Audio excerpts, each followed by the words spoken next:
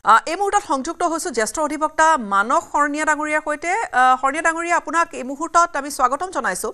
এই গোটেই ঘটনাটো যেহেতু প্ৰশ্ন উত্থাপন হৈছে যে বিএনএছৰ কোনটো ধাৰা প্ৰযোজ্য হ'ব হিট এণ্ড ৰানৰ ঘটনা এটা কি কয় আপোনাৰ দৃষ্টিভংগীৰে আপুনি কি ধৰণৰ ঘটনা এটা দেখিছে আৰক্ষীৰ ভূমিকাৰ ওপৰতো কিন্তু কিছু প্ৰশ্ন উঠিছে নোহোৱা নহয় হয় আমাৰ যেটো আগৰ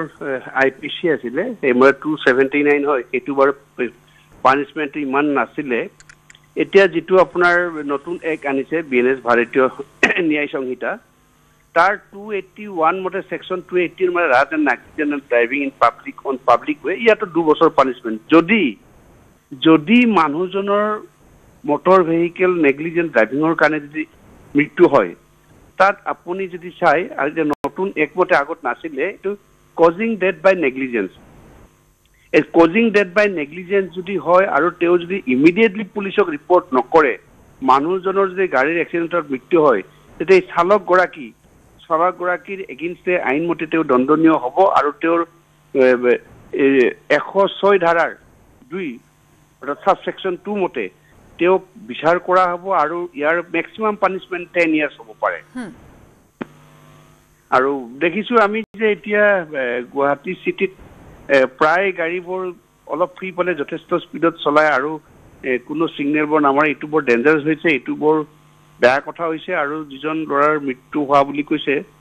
তেওঁৰ বিষয় জানি যথেষ্ট দুখ প্ৰকাশ কৰিছো আৰু তেওঁ জেনেৰে জীৱিকা নিৰ্বাহ কৰিছে আৰু ৰাতিৰ তেনেকুৱা অৱস্থাত তেনেকে হাই স্পিডত আহি খুন্দাই যোৱাটো যথেষ্ট দখনীয় হৈছে আৰু আমি ভাবো এনেকুৱা ধৰণৰ যিবিলাকৰ দুৰ্ঘটনা হৈছে ৰাজেন যদি হসাকে দুৰ্ঘটনা বেলেগ কথা যদি তেওঁ যেনে ধৰণে গাড়ীখন চলাব লাগিছিল যিমানখিনি ঠাই তেওঁ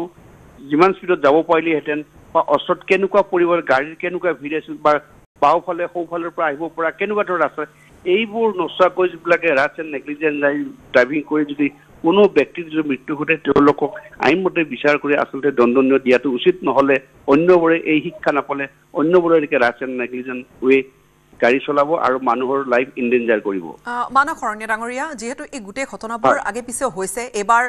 এগৰাকী অভিনেত্ৰী কিন্তু এই ধৰণৰ ঘটনাবিলাকত আৰক্ষীৰ তদন্ত প্ৰক্ৰিয়াটো কিমান মজবুত হয় সেয়া এটা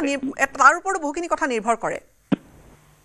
নহয় এটা কথা এটা ধৰ মই এডভোকেট মই কালি এটা অফেন্স কৰিলে কি মই এডভোকেট বুলি মোক ৰেহাই দিব লাগিব নেকি ইয়াত কথা ন অফেন্সটো কেনেকে হৈছে কি পৰিৱৰ্তন হসাকে তেও ইন্টেনশনালি কৈছে এটা ৰাজেন নেগলিজেন্ট আছে নেকি সেইটো পুলিচে মানুহজন চাব নালাগে দুখীজনৰ